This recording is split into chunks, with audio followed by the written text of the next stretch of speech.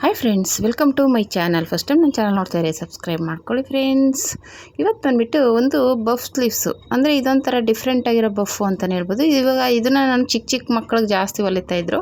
ಇವರು ನಾನು ತುಂಬ ಸಲ ಅವ್ರಿಗೆ ಡಿಫ್ರೆಂಟಾಗಿ ಹೊಲ್ಕೊಡ್ತಾಯಿದ್ದೆ. ಹಾಗಾಗಿ ಇವರು ಈ ಥರ ಬಫ್ ನನ್ನ ಹತ್ರ ಇವಾಗಿಲ್ಲ, ಹೊಲ್ಕೊಡಿ ಅಂತ ಹೇಳ್ಬಿಟ್ಟು ಆ ಥರ ಹೇಳಿದ್ದಾರೆ. ಅದನ್ನು ಇವಾಗ ಕಟ್ ಮಾಡ್ಕೊಳ್ಳೋಣ. ನಾನು ಫ್ರಂಟ್ ಟು ಬ್ಯಾಕ್ ಎಲ್ಲ ಸಪ್ರೇಟಾಗಿ ಕಟ್ ಮಾಡಿಕೊಂಡು ನಾನು ಬಟ್ಟೆ ವೇಸ್ಟ್ ಮಾಡ್ದೇ ಉಳಿಸ್ಕೊಂಡಿದ್ದೀನಿ. ಏನಕ್ಕಂದರೆ ಜಾಯಿಂಟಿಂಗ್ ಎಲ್ಲ ಬರೋದು ಬೇಡ ಅಂದ್ಬಿಟ್ಟು ತೊಗೊಂಡಿದ್ದೀನಿ. ಇದಕ್ಕೆ ಬಂದ್ಬಿಟ್ಟು ನಾನು ಉದ್ದ ಅವ್ರು ಹೇಳಿರೋದು 7 ಇಂಚ್ ಬೇಕು ಅಂತ. ಮಧ್ಯದಲ್ಲಿ ಪಟ್ಟಿ ಬರುತ್ತೆ, ಕೆಳಗಡೆ 1 ಇಂಚು, ಮೇಲೆ ಅರ್ಧ ಇಂಚ್ ಬಿಟ್ಟು ತೊಗೊಂಡಿದ್ದೀನಿ. ಇದನ್ನು ಈ ರೀತಿ ಮಾರ್ಕ್ ಮಾಡ್ಕೊಂಬಿಟ್ಟು ನಿಮಗೆ ಬಫ್ಗೆ ಎಷ್ಟು ಉದ್ದ ಬೇಕು ಅಂದರೆ 3 ಇಂಚು ಇಲ್ಲ 4 ಇಂಚು ತೊಗೋಬೋದು. ಮಕ್ಕಳಿಗಾದರೆ ಅಂದರೆ ಬಟ್ಟೆ ಜಾಸ್ತಿ ಇದ್ದರೆ ಇನ್ನೂ ಜಾಸ್ತಿ ತೊಗೋಬೋದು, 5 ಇಂಚ್ವರೆಗೂ ತೊಗೋಬೋದು. ಹಂಗಂದರೆ ಸ್ಲೀವ್ಸು ಇವಾಗ ಸೀರೆ ಬ್ಲೌಸ್ ಪೀಸಲ್ಲಿ ಅಷ್ಟು ಬಟ್ಟೆ ಸಿಗೋಲ್ಲ ನಮಗೆ, ಹಾಗಾಗಿ 3 ಇಂಚ್ ತೊಗೋಬೋದು. ಇಲ್ಲ ಇನ್ನೊಂದು ಚೂರು ಅಡ್ಜಸ್ಟ್ ಮಾಡ್ತೀವಿ ಅಂದರೆ 4 ಇಂಚ್ ತೊಗೋಬೋದು. ನಾನಿಲ್ಲಿ 4 ಇಂಚ್ ತೊಗೊಂಡಿದ್ದೀನಿ. ಅಂದರೆ ನಾನು ವೇಸ್ಟ್ ಮಾಡಿಲ್ಲ ಬಟ್ಟೆ, ನೀಟಾಗಿ ಫ್ರಂಟ್ ಟು ಬ್ಯಾಕು ಕಟ್ ಮಾಡಿಕೊಂಡು. ಇದು 33 ಎದೆ ಸುತ್ತಳತೆ ಬ್ಲೌಸ್ ಆಗಿರೋದ್ರಿಂದ ಫ್ರಂಟ್ ಟು ಬ್ಯಾಕ್ ಕಟ್ ಮಾಡ್ಕೊಂಡಿದ್ದೀನಿ. ಒಳಗಡೆ ಲೈನಿಂಗ್ ಕೊಡೋದು ಬೇಡ ಅಂದ್ಬಿಟ್ಟು ನಾನು ಮಾಮೂಲಿ ಕಟ್ಟಿಂಗ್ ಮಾಡಿದೆ. ಆಮೇಲೆ ನೆನಪು ಬಂತು ಅವ್ರಿಗೆ ಬಫ್ ಅಂತ ಬರೆದಿಟ್ಕೊಂಡಿದ್ನಲ್ಲ, ಅವಾಗ ಜ್ಞಾಪನ ಬಂತು. ಅದಕ್ಕೆ ಇವಾಗ ಈ ರೀತಿ ಕಟ್ ಮಾಡ್ಕೊತಾ ಇದ್ದೀನಿ. ನಾವೇನು ಆಲ್ರೆಡಿ ಇಟ್ಕೊಂಡಿದ್ನಲ್ಲ ಆ ಥರ 3 ಇಂಚು ಫ್ರಿಲ್ಲಿಗೆ ಬಿಟ್ಟಿದ್ದೀನಿ, 4 ಇಂಚು ಸಾರಿ. ಇನ್ನು ಆ ಕಡೆ ಮಾಮೂಲಿ ನಾವು ಹೇಗೆ ಬ್ಲೌಸ್ ಕಟ್ ಮಾಡ್ತೀವೋ ಆ ಥರ ಕಟ್ ಮಾಡ್ಕೊಂಡಿದ್ದೀನಿ, ಮಾರ್ಕ್ ಮಾಡಿಕೊಂಡೆ. ಇವಾಗ ಇದನ್ನು ಕಟ್ ಮಾಡಿಕೊಂಡ್ರೆ ಈ ಕಡೆ ಫ್ರಿಲ್ ಬರುತ್ತೆ, ಆ ಕಡೆ ಮಾಮೂಲಿ ಕಟ್ಟಿಂಗ್ ಮಾಡ್ಕೋಬೇಕು ಅಷ್ಟೇ. ಓಕೆನಾ? ಇದರಲ್ಲಿ ಹೇಳ್ದಂಗೆ ಇನ್ನೂ ಸ್ವಲ್ಪ ಫ್ರಿಲ್ ಕೊಟ್ಟಿದ್ರು ಆಗಿರೋದು ಬೇಡ ಜಾಸ್ತಿ ಅಂದ್ಬಿಟ್ಟು ಬರೀ 4 ಇಂಚು ತೊಗೊಂಡಿದ್ದೀನಿ ನಾನು ಫ್ರಿಲ್ಗೆ. ಅದೇ ನಾನು ಹೇಳ್ದಂಗೆ ಬಟ್ಟೆ ಇದ್ದರೆ ಜಾಸ್ತಿ ತೊಗೋಬೋದು, ಬಟ್ಟೆ ಇಲ್ಲದೆ ಇದ್ದಾಗ ಇಷ್ಟು 3 ಇಂಚು ತೊಗೋಬೋದು. 3 ಇಂಚು ಇಲ್ಲ 4 ಇಂಚು ಪರ್ಫೆಕ್ಟಾಗಿರುತ್ತೆ. ಅದೇ ಇನ್ನೂ ಚೆನ್ನಾಗಿ ಬಫ್ ಜಾಸ್ತಿ ಬರಬೇಕು ಅನ್ನೋರು ಬೇಕಾದ್ರೆ 5 ಇಂಚ್ವರೆಗೂ ತೊಗೋಬೋದು, ಏನು ಪ್ರಾಬ್ಲಮ್ ಇಲ್ಲ. ಓಕೆನಾ? ಇವಾಗ ಇದನ್ನು ಶೇಪ್ ತೆಗೆದ್ಬಿಟ್ಟು ಸೈಡ್ಗೆ ಇಡೋಣ. ಇವಾಗ ಇದು ಬಂದುಬಿಟ್ಟು ಕೆಳಗಡೆ ಫೋಲ್ಡ್ ಮಾಡ್ಕೋಬೇಕು. ನಾವೇನಿಲ್ಲಿ ಫ್ರಿಲ್ಲಿಗೆ ಮಾರ್ಕ್ ಮಾಡಿದ್ದೀವಲ್ಲ ಅಲ್ಲೆಲ್ಲ ಮಾರ್ಕ್ ಮಾಡ್ಕೋಬೇಕು, ಅಂದರೆ ನ್ಯಾಚ್ ಹಾಕ್ಕೋಬೇಕು. ಯಾಕೆಂದರೆ ನಾವು ಅಲ್ಲಿಂದ ಫ್ರಿಲ್ ಹಿಡಿಬೇಕಾಗುತ್ತೆ. ನಾವೆಲ್ಲಿ 3 ಇಂಚು 4 ಇಂಚು ಬಿಟ್ಟಿರ್ತೀವಲ್ಲ ಅಲ್ಲಿಂದ ಫ್ರಿಲ್ನ ಸ್ಟಾರ್ಟ್ ಮಾಡ್ಕೋಬೇಕಾಗುತ್ತೆ. ಅದಕ್ಕೋಸ್ಕರ ಆಮೇಲೆ ಮದ್ದಿದ್ದು ಇವೆಲ್ಲ ನೋಡ್ಕೋಬೇಕು ಅನ್ನೋದು ಈ ಥರ ನ್ಯಾಚ್ ಹಾಕ್ಕೊಳ್ಳಿ. ಓಕೆನಾ? ಈ ಥರ ನ್ಯಾಚ್ ಹಾಕ್ಕೊಂಡ್ರೆ ನಮಗೆ ಅದು ಸ್ವಲ್ಪ ಗೊತ್ತಾಗುತ್ತೆ, ಆ ಕಡೆ ಈ ಕಡೆ ಮದ್ದಿದ್ದು ಅನ್ನೋದು ಒಂದು ಐಡಿಯಾ ಬರುತ್ತೆ. ಓಕೆನಾ? ಇವಾಗ 2 ಪೀಸನ್ನ ಈ ರೀತಿ ಕಟ್ ಮಾಡಿಬಿಟ್ಟು ಉಲ್ಟಾ ಸೀದಾ ನೋಡಿಕೊಂಡು ಒಂದು ಫೋಲ್ಡ್ ಮಾಡ್ಕೊಂಬಿಡ್ಬೇಕು. ಫಸ್ಟೇ ಸ್ಟಿಚ್ ಮಾಡ್ಕೊಂಬಿಡ್ಬೇಕು. ಆದರೆ ಇದೊಂಥರ ಡಿಫ್ರೆಂಟ್ ಆಗಿರೋ ಬಫ್ ಸ್ಲೀವ್ಸ್ ಅಂತಲೇ ಹೇಳ್ಬೋದು. ಓಕೆನಾ? ಇವಾಗ ಇದಕ್ಕೆ ಮಾಮೂಲಿ 1 ಇಂಚಿಗೆ ಮಾರ್ಕ್ ಮಾಡ್ಕೊತಾ ಇದ್ದೀನಿ. ಏನಕ್ಕಂದರೆ ಅಲ್ಲಿ ಪಟ್ಟಿ ಬರುತ್ತೆ. ಓಕೆನಾ? ಒಂದು ನಾವು ಎಕ್ಸ್ಟ್ರಾ ಪಟ್ಟಿನ ಅಟ್ಯಾಚ್ ಮಾಡಬೇಕಾಗುತ್ತೆ. ಮೊದಲು ಅಟ್ಯಾಚ್ ಮಾಡೋದಕ್ಕಿಂತ ಇದು ಸ್ಟಿಚ್ ಮಾಡಿ ಅಟ್ಯಾಚ್ ಮಾಡುವಂಥ ಪಟ್ಟಿ, ಅದಕ್ಕೋಸ್ಕರ 1 ಇಂಚಿಗೆ ಮಾರ್ಕ್ ಮಾಡಿಕೊಂಡು ಇದು ಎಕ್ಸ್ಟ್ರಾ ಪಟ್ಟಿ ತೊಗೊಂಡಿದ್ದೀನಿ. ನೋಡಿ, ನಾನು ಕೆಳಗಡೆ ಬ್ಲ್ಯಾಕ್ ಬಟ್ಟೆ ಯಾಕೆ ಹಾಕಿದ್ದೆ ಅಂದರೆ ಇದು ವೈಟ್ ಕಲರ್ ಇದೆ, ಇದು ಟೇಬಲ್ ವೈಟ್ ಕಲರ್ ಇದೆ, ಕಾಣಿಸಲ್ಲ ಅನ್ನೋದಕ್ಕೋಸ್ಕರ ಅದು ವೈಟ್ ಬ್ಲ್ಯಾಕ್ ಕಲರ್ದು ಹಾಕಿ ಕಟ್ಟಿಂಗ್ ಮಾಡಿದೆ. ಓಕೆನಾ? ಸ್ವಲ್ಪ ಗೊತ್ತಾಗಲಿ ಅನ್ನೋದಕ್ಕೋಸ್ಕರ. ಓಕೆನಾ? ನಾನು ಇದು ಕಟ್ಟಿಂಗ್ ವೀಡಿಯೋನ ಹಂಗೆ ಮಿಸ್ಟೇಕ್ ಆಯಿತು, ಮರೆತುಬಿಟ್ಟು ಕಟ್ಟಿಂಗ್ ಮಾಡಿದೆ. ಅದು ಕಾಣಿಸೋದೇ ಇಲ್ಲ, ಯಾಕೆಂದರೆ ಅದು ವೈಟ್ ಇದೆ, ಇದು ವೈಟ್ ಇರೋದ್ರಿಂದ ಸ್ವಲ್ಪ ಬಟ್ಟೆ ಕಾಣಿಸಲ್ಲ. ಇವಾಗ ಈ ಥರ ಪಟ್ಟಿ ಎಕ್ಸ್ಟ್ರಾ ಪಟ್ಟಿ ತೊಗೊಂಡಿದ್ದೀನಿ. ಅಂದರೆ ಅದು ಒಂಥರ ಪಿಂಕ್ ಕಲರ್ ಇದೆ, ಆ ಪಿಂಕ್ ಕಲರಲ್ಲಿ ತೊಗೊಂಡಿದ್ದೀನಿ. ಇವಾಗ ಇದು ಕೆಳಗಡೆ ಫೋಲ್ಡ್ ಮಾಡ್ಕೋಬೇಕು. ನಾನು ಆಲ್ರೆಡಿ ಪಟ್ಟಿ ಫೋಲ್ಡ್ ಮಾಡಿ ಇಟ್ಕೊಂಡೆ, ಡಬಲ್ ಫೋಲ್ಡ್ ಮಾಡಿ. ಇವಾಗ ಇದನ್ನು ಈ ಕಡೆ ಕೆಳಗಡೆ ಫೋಲ್ಡ್ ಮಾಡ್ಕೊಬೇಕು. ಇದು ಮಾಡಾದಮೇಲೆ ನಾವು ಆಲ್ರೆಡಿ ನ್ಯಾಚ್ ಹಾಕ್ಕೊಂಡಿರ್ತೀವಲ್ಲ, 3 ಹತ್ರ ನ್ಯಾಚ್ ಹಾಕಿರ್ತೀವಿ. ಫಸ್ಟ್ನೇ ನ್ಯಾಚಿಂದ 2ನೇ ನ್ಯಾಚು ಮಧ್ಯ ಬರುತ್ತೆ ಅದು. ಓಕೆನಾ? ಮಧ್ಯ ಅದು ನಾವು ಕರೆಕ್ಟಾಗಿ ಮಧ್ಯ ಇಟ್ಕೊಳ್ಳೋಕ್ಕೆ ಮಧ್ಯ ನ್ಯಾಚ್ ಇರೋದು.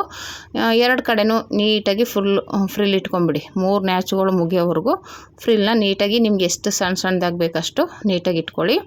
ಅದೇ ಥರ ಮೇಲ್ಗಡೆ ಹೆಂಗೆ ನ್ಯಾಚ್ ಹಾಕಿರ್ತೀವಲ್ಲ ಅಲ್ಲಿಂದನೂ ಅಷ್ಟೇ 3 ನ್ಯಾಚ್ ಇರುತ್ತಲ್ಲ ಅಲ್ಲಿಂದನೂ ನೀಟಾಗಿ ಫ್ರಿಲ್ಗಳನ್ನ ಹಿಡ್ಕೊಳ್ಳಿ, ಆವಾಗ ನೀಟಾಗಿ ಬರುತ್ತೆ. ಓಕೆನಾ? ಅಷ್ಟೇ ಅದು. ಆಮೇಲೆ ಈ ಥರ ಫ್ರಿಲ್ಲೆಲ್ಲ ಹಿಡ್ಕೊಂಡಾದ್ಮೇಲೆ ಪಟ್ಟಿ ಆಲ್ರೆಡಿ ರೆಡಿ ಮಾಡ್ಕೊಂಡಿದ್ದೀವಲ್ಲ ಅದನ್ನು ನಾವು ಆಲ್ರೆಡಿ 1 ಇಂಚಿಗೆ ಮಾರ್ಕ್ ಮಾಡ್ಕೊಂಡ್ವಲ್ಲ ಅದ್ರ ಮೇಲೆ ಕೊಟ್ಟು ಸ್ಟಿಚ್ ಮಾಡೋದು ಅಷ್ಟೇ. ಅದು ಸೂಪರಾಗಿ ಕಾಣಿಸುತ್ತೆ. ಇದು ಒಂದು ಸಲ ನೀವು ಟ್ರೈ ಮಾಡಿ. ಓಕೆನಾ? ಇದಕ್ಕೆ ಲೈನಿಂಗ್ ಬೇಕಂದರೆ ಹಾಕ್ಕೋಬೋದು. ಲೈನಿಂಗ್ ಜಾಸ್ತಿ ಯಾರು ಹಾಕ್ಸಲ್ಲ ಆ್ಯಕ್ಚುಲಿ, ಅದಕ್ಕೋಸ್ಕರ. ಆಮೇಲೆ ಮಧ್ಯದಲ್ಲಿ ನಾನು 4 ಇಂಚು ಫ್ರಿಲ್ ಇಟ್ಟಿದ್ದೆ, ಅದಕ್ಕೆ ಜಾಸ್ತಿ ಕಾಣಿಸಲ್ಲ ಬಿಡು ಅಂದ್ಬಿಟ್ಟು ನಾನು ಅಷ್ಟು ಲೈನಿಂಗ್ ಬಟ್ಟೆ ಕೊಟ್ಟಿಲ್ಲ. ಅಂದರೆ ಆಲ್ಮೋಸ್ಟ್ ಯಾರೂ ಲೈನಿಂಗ್ ಹಾಕ್ಸ್ಕೊಳ್ಳಲ್ಲ, ಎಲ್ಲೋ ಒಬ್ಬೊಬ್ಬರು ಈ ಥರ ಫ್ರಿಲ್ ಡಿಸೈನ್ ಇಡ್ಸ್ಕೊಳ್ಳೋರೆಲ್ಲ ಸ್ವಲ್ಪ ಹೆಂಗಾಗಿರೋರೇ, ಜಾಸ್ತಿ ಏಜ್ ಆಗಿರೋರು ಇಡ್ಸ್ಕೊಳ್ಳಲ್ಲ, ಹಾಗಾಗಿ ಸ್ವಲ್ಪ ನಡೆಯುತ್ತೆ. ಓಕೆನಾ? ಓಕೆನಾ. ಈ ರೀತಿ ಒಂದೊಂದು ಇಂಚಿಗೆ ಈ ರೀತಿ ಮಾರ್ಕ್ ಮಾಡ್ಕೊಂಬಿಟ್ಟು ನಾನು ಹೇಳ್ದಂಗೆ ಫ್ರಿಲ್ ಕೊಟ್ಟಾದಮೇಲೆ ಆ ಪಟ್ಟಿನ ಅಟ್ಯಾಚ್ ಮಾಡ್ಕೋಬೇಕಾಗುತ್ತೆ. ಓಕೆನಾ. 2 ಪೀಸು ಸೇಮ್ 2 ಸ್ಲೀವ್ಸು ಇದೇ ರೀತಿಯೇ ರೆಡಿ ಮಾಡ್ಕೊಳ್ಳಿ.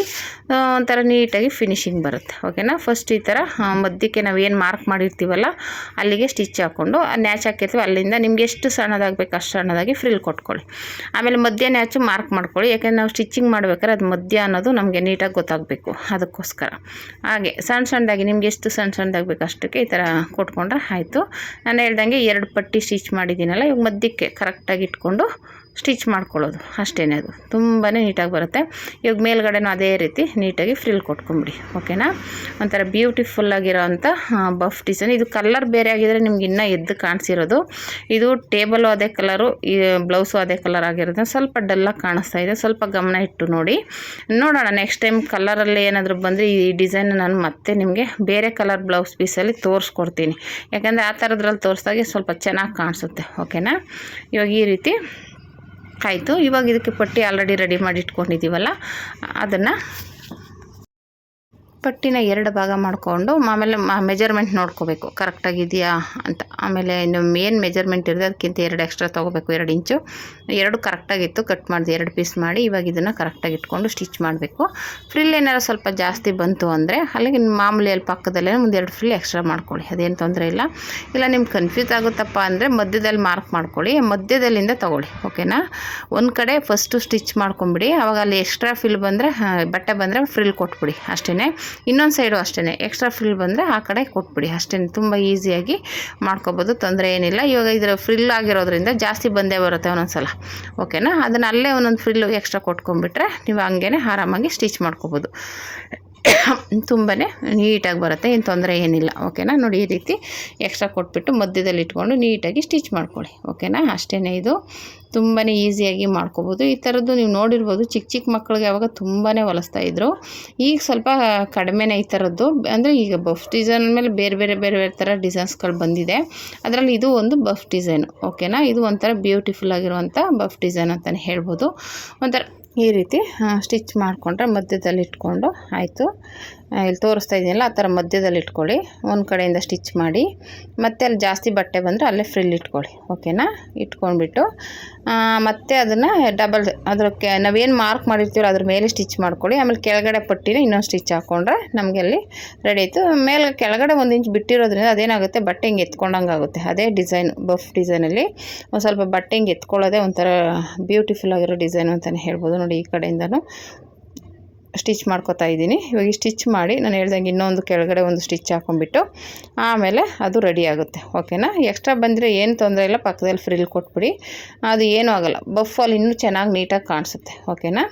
ಅಷ್ಟೇ. ಇದು ಮೇಲ್ಗಡೆ ಬಂದ್ಬಿಟ್ಟು ನಾವು ಮೇಲ್ಗಡೆ ಅಟ್ಯಾಚ್ ಮಾಡುವಾಗ ನೋಡಿಕೊಂಡು ಸ್ಟಿಚ್ ಮಾಡ್ಕೋಬೇಕು. ಜಾಸ್ತಿ ಬಂದರೆ ಫ್ರಿಲ್ ಕೊಟ್ಕೊಂಡ್ಬಿಟ್ರೆ ಆಯಿತು. ಕೆಳಗಡೆ ಕೊಟ್ಟು ಮೇಲೂ ಹಾಗೆ ಕೊಟ್ರೆ ಮುಗೀತು, ತೊಂದರೆ ಏನಿಲ್ಲ. ಓಕೆನಾ. ಈ ಥರ ಒಂದು ಸ್ಲೀವ್ಸನ್ನ ನೀವು ಟ್ರೈ ಮಾಡಿ, ತುಂಬಾ ಚೆನ್ನಾಗಿದೆ. ನಾನು ನೋಡೋಣ ನೆಕ್ಸ್ಟ್ ಯಾವ್ದಾದ್ರು ಇನ್ನೊಂದು ಬ್ಲೌಸ್ಗೆ ಇದನ್ನು ರೆಡಿ ಮಾಡ್ತೀನಿ. ಓಕೆನಾ. ತುಂಬಾ ಬ್ಯೂಟಿಫುಲ್ ಆಗಿರೋಂಥ ಈ ಥರದ್ದು ಕಾಂಬಿನೇಷನ್ಗಳಿದ್ರೆ ತುಂಬ ಚೆನ್ನಾಗಿರುತ್ತೆ. ಅದಕ್ಕೆ ನಾನು ಎಕ್ಸ್ಟ್ರಾ ಪಟ್ಟಿ ಕೊಡ್ತಾ ಇರೋದು. ಇದರಲ್ಲಿ ಇರಲಿಲ್ಲ ಬಟ್ಟೆ, ಅದು ಎಕ್ಸ್ಟ್ರಾ ಕಲರ್ದು ಬಟ್ಟೆ ತೊಗೊಂಡು ಪಟ್ಟಿ ಕೊಟ್ಟಿದ್ದೀನಿ. ತುಂಬ ಚೆನ್ನಾಗಿದೆ. ಹಿಂದೆ ಎಲ್ಲ ಪೈಪಿಂಗ್ ಕೊಟ್ಟಿದ್ದೀನಿ. ಇದಕ್ಕೆ ಪೈಪಿಂಗ್ ಕೊಟ್ಟರೆ ಚೆನ್ನಾಗಿರಲ್ಲ, ಅವ್ರು ಈ ಥರ ಇರಲಿ ಬಫ್ ಒಂದಿದ್ದಕ್ಕೆ ಈ ಥರ ಮ್ಯಾಚಿಂಗ್ ಆಗಲಿ ಅಂತ ಈ ಥರ ಕೊಟ್ಟಿದ್ದೀನಿ. ಓಕೆನಾ. ಪಟ್ಟಿನ ನೋಡಿ ಎಷ್ಟು ಚೆನ್ನಾಗಿದೆ ಅಲ್ಲ. ಈ ಥರ ನೀವು ಟ್ರೈ ಮಾಡಿ. ತುಂಬ ನೋಡಿ ಒಂಥರ ಚೆನ್ನಾಗಿ ಕಾಣಿಸುತ್ತೆ. ಕೆಳಗಡೆ ಒಂಥರ ಹಿಂಗೆ ಎತ್ಕೊಂಡಂಗಿರುತ್ತೆ. ಅದು 1 ಇಂಚ್ ಬಿಟ್ಟಿದ್ದೀವಲ್ಲ ಕೆಳಗಡೆ ಬಟ್ಟೆ, ಅದು ತುಂಬಾ ಚೆನ್ನಾಗಿ ಕಾಣಿಸುತ್ತೆ. ಓಕೆನಾ. ನೀವು ಆ ಥರ ಒಂದು ಸಲ ಟ್ರೈ ಮಾಡಿ ಫ್ರೆಂಡ್ಸ್. ಹೇಗೆ ಬಂತು ಅಂತ ಕಮೆಂಟ್ ಮಾಡಿ. ಓಕೆನಾ. ತುಂಬಾ ಬ್ಯೂಟಿಫುಲ್ ಆಗಿರುವಂಥ ಡಿಸೈನ್ಸು ಅಂತಲೇ ಹೇಳ್ಬೋದು. ನೋಡಿ 2 ಸ್ಲೀವ್ಸು ಈ ಥರ ಬಂದಿದೆ. ಹಾಗಾಗಿ ನೀವು ಒಂದು ಸಲ ಟ್ರೈ ಮಾಡಿ, ಇಲ್ಲ ನಿಮ್ಮ ಮಕ್ಕಳಿಗೆ ಸ್ಟಿಚ್ ಮಾಡಿಕೊಡಿ, ತುಂಬಾ ಚೆನ್ನಾಗಿ ಕಾಣಿಸುತ್ತೆ. ಓಕೆನಾ. ನೋಡಿ ಎಷ್ಟು ಚೆನ್ನಾಗಿ ಕಾಣಿಸ್ತಾ ಇದೆಲ್ಲ, ತುಂಬಾ ಚೆನ್ನಾಗಿದೆ. ಓಕೆನಾ. ಈ ಥರ ನೀವು ಟ್ರೈ ಮಾಡಿ ಫ್ರೆಂಡ್ಸ್. ಹೇಗೆ ಬಂತು ಅಂತ ಕಮೆಂಟ್ ಮಾಡಿ. Thank you for watching.